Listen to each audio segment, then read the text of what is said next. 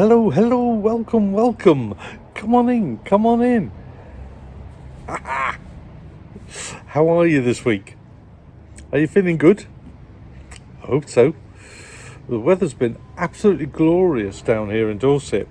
Although by the time you actually get to see this, I will be somewhere on the Shropshire Union Canal, hoping that the weather's just the same. But hey, if it's not, I'll be back on Morning Star, and that is the most important thing. So this week's vlog, beautiful. Audlem flight. Now, amongst narrowboaters in general, there was always lots of talk about the Audlem flight and its bywashes and such. Although I have to say that apart from having to do the 12 locks as it was in one go, that wasn't so bad either. In fact, it was quite an enjoyable experience. But I did set off at silly o'clock in the morning to avoid holding up everybody and to ensure that I was able to just take my time and enjoy. And talking about enjoyment, shall we go over to the vlog? And you can come along with me. Today's journey takes us through the top of the 12 Audlem flight of locks. There are in fact 15 in total, and they take the Shropshire Union Canal on a rise of 93 feet over the mile, or just over the mile, of their entirety. That means when you're doing these particular locks, no sooner are you out of one, then you are heading straight for another, although there are occasionally more in places.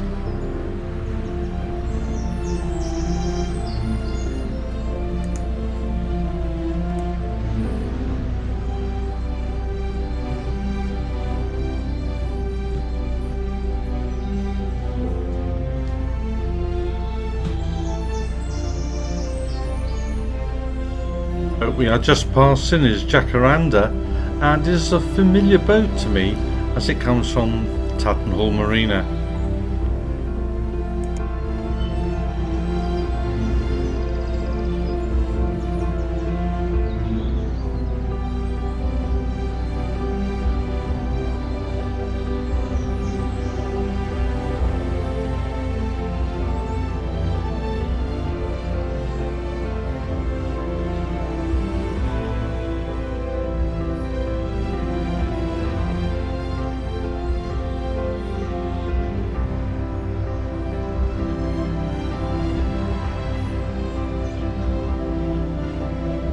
At Audlem, especially lock number 12, is known for a very strong bywash. The bywash is the water that comes down over the top of the locks and goes through a side channel and exit below the locks. In fact, you'll see a bywash just coming up on this infamous lock number 12. I'm pleased to say I managed to navigate that without too much difficulty, but it is something to be aware of. I'm leaving today from outside the Shroppie Fly, which is a public house of quite well-known means, and the bridge in front of us, if you just turn left there, you can head into the village of Audlem. There's a very handy cooperative store just down the road from there. There's also a fish and chip shop and all the other things that you would really wish to find, especially as a boater.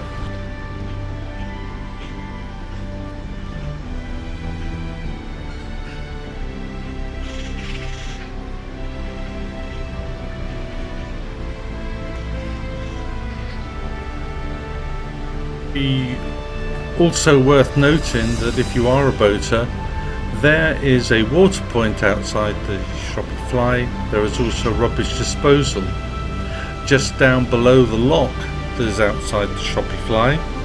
There is another water point, so there's plenty of opportunity to make sure your tanks are full.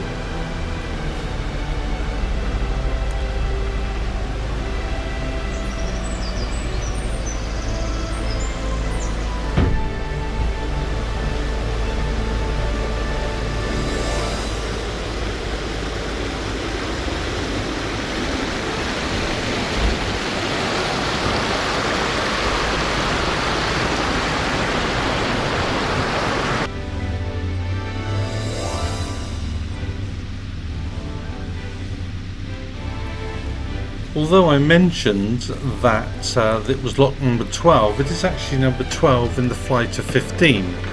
Its actual lock number is 24, and the bridge that I referred to is 78.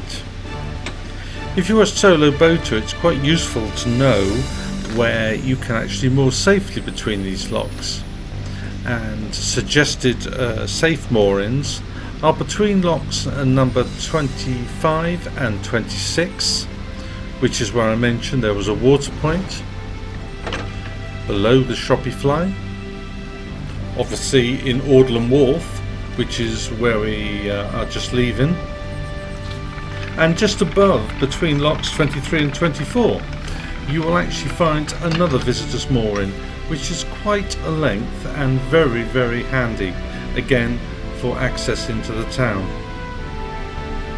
Your next real place for having a rest or staying overnight is on the Vista moorings between locks number 14 and number 15. And then of course after you go through the top lock there are some lovely visitors moorings, and I will cover these more on my return journey when I go into more detail. For today though, I want to concentrate on just going through the locks and the scenic beauty between each of those as we go through the pounds.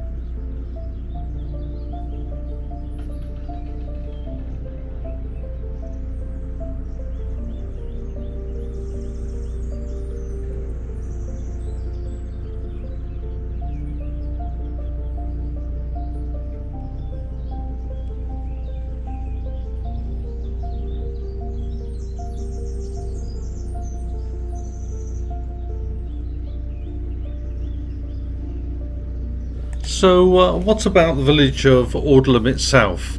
Well, it's a large village and it's located in the authority of Cheshire East and is approximately 7 miles or 11 kilometres south of Nantwich, and is close to the border with its neighbouring county of Shropshire. It's also 11 kilometres or 7 miles north of Market Drayton. And according to the 2001 census, the population of the entire civil parish was 1,991 in 2011, an upturn from 1,790 in 2001. Audlem itself is also mentioned in the Domesday Book as Audlem, and Edward I granted it a market charter way back in 1295.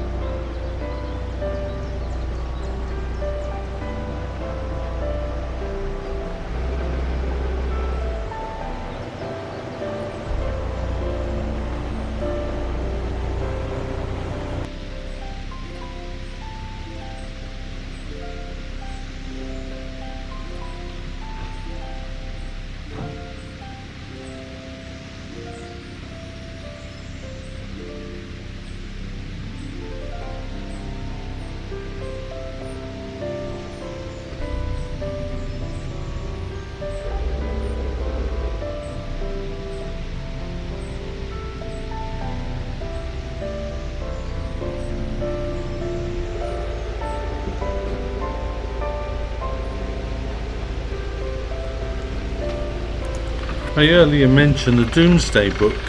Incidentally, the Domesday Book was written in 1086, and it refers to Audlem as being only fields, woodlands, agriculture and for hunting. However, by the late 13th century, the church had been founded. It is believed that excavations to the rear of the present butcher's shop revealed the site of a pottery kiln with contemporary vessels dating back to between 1250 and 1300 BC.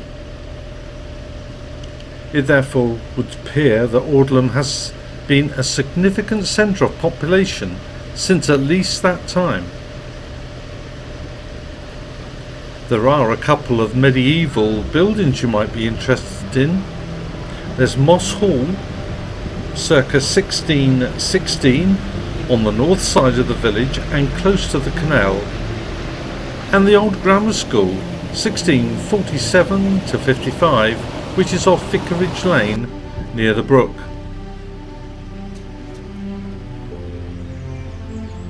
There was a butter market alongside the church, and this was built or refurbished in 1733.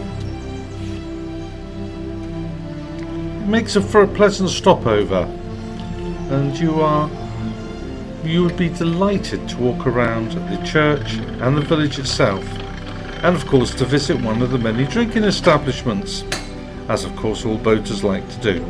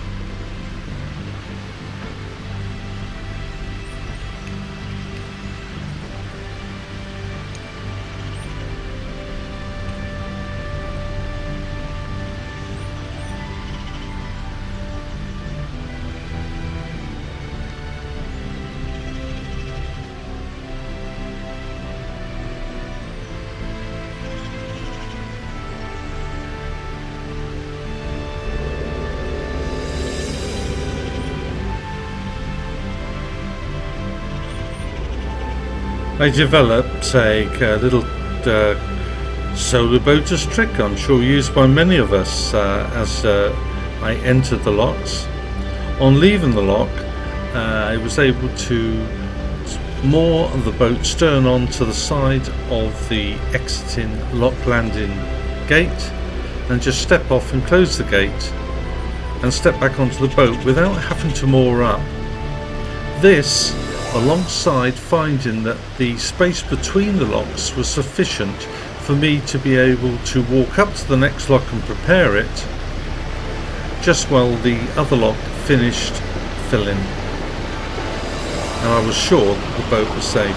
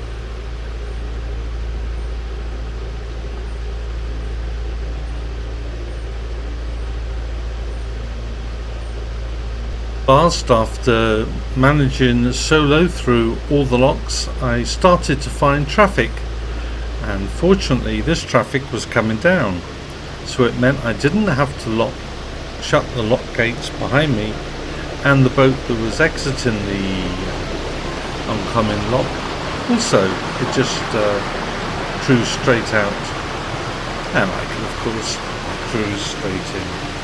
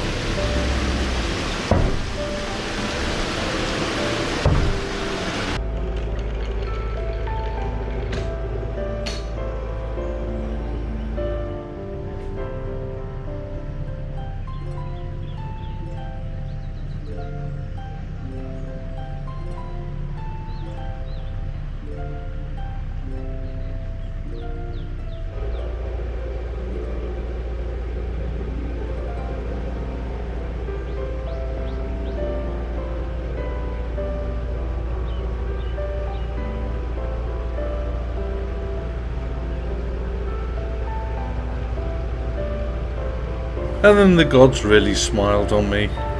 I came across some CRT volunteers working the locks. This is because there were 2 solo female boaters descending the locks, and the CRT were bringing them both down. Being of course a narrow lock, that meant 1 lock at a time, and any oncoming traffic got the benefit of the help from the lovely CRT volunteers. Great guys, thank you very much.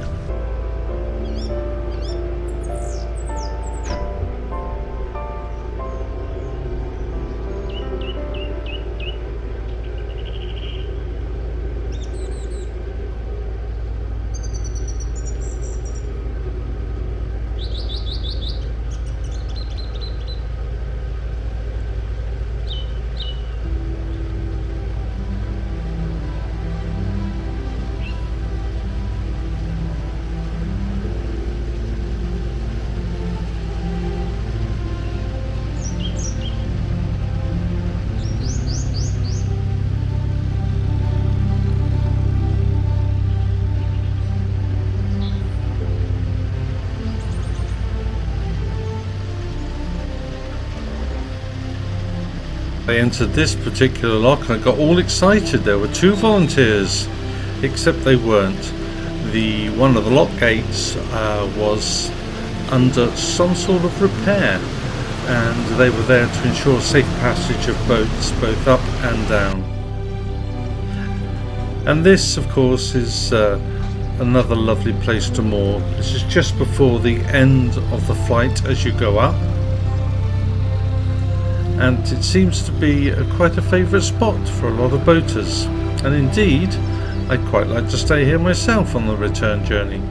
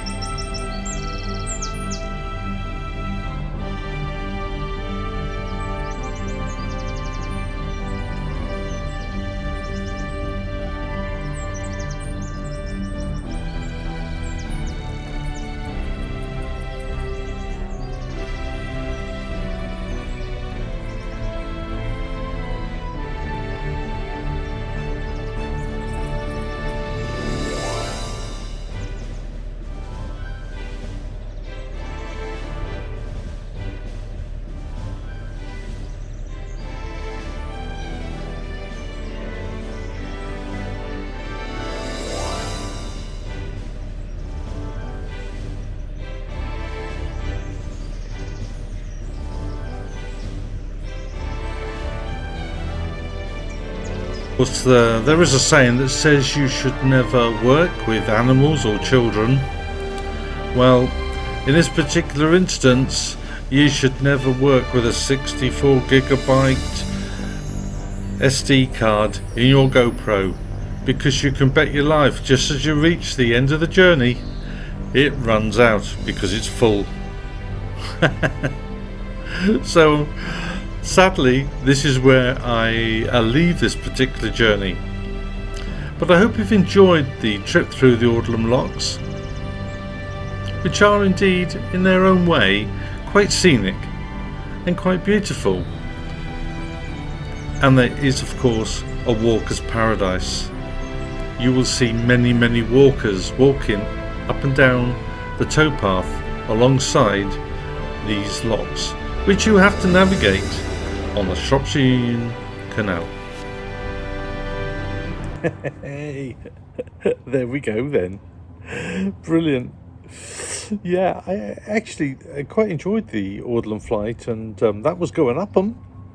And over the next week or so, I'll be going down 'em.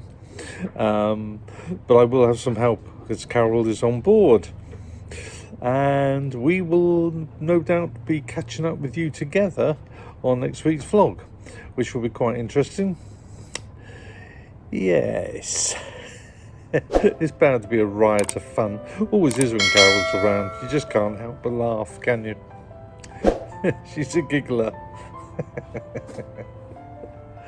So let me just thank everybody for watching again this week, and thank you all for subscribing to my YouTube channel, my Facebook family, and any of my other social media links, which are all appearing at the bottom of the outro as I'm speaking to you now.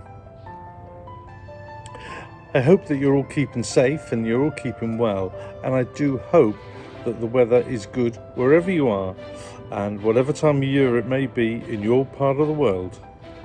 May it be a lovely, lovely day.